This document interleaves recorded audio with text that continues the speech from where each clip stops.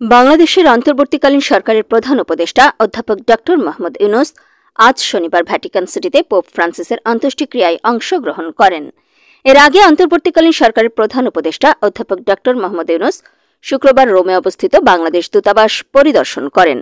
এ সময় তিনি সেখানে রাখা পরিদর্শন বইয়ে স্বাক্ষর করেন। গত সোমবার ৮৮ বছর বয়সে মৃত্যুবরণ করা পোপ ফ্রান্সিসের অন্ত্যেষ্টিক্রিয়া আজ সেন্ট পিটার্স স্কয়ারে অনুষ্ঠিত হয়।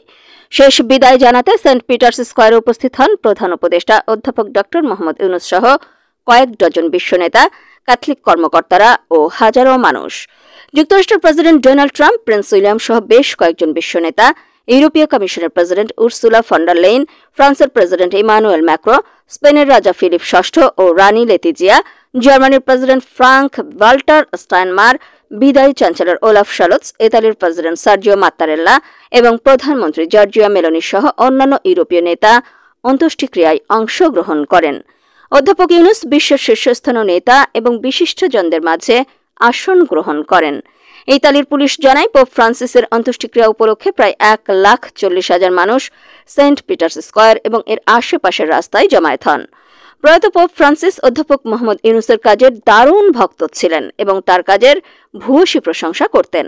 বিশেষ করে বিশ্বজুড়ে প্রান্তিক জনগোষ্ঠীর জন্য অধ্যাপক ইউনূসের কর্মযজ্ঞ এবং তার ৩-০ তত্ত্ব, যেখানে কোনো বেকারত্ব, দারিদ্র্য এবং কার্বন নিঃসরণ থাকবে না, এর প্রশংসা করতেন।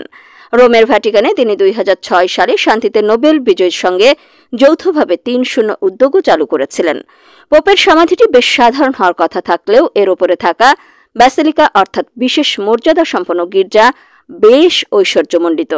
এর আগে আরও ৭ জন পোপ এই ব্যাসিলিকায় সমাহিত হয়েছেন, যাদের মধ্যে সর্বশেষজন নবম ক্লেমেন্ট ছিলেন ১৬৬৯ সালে।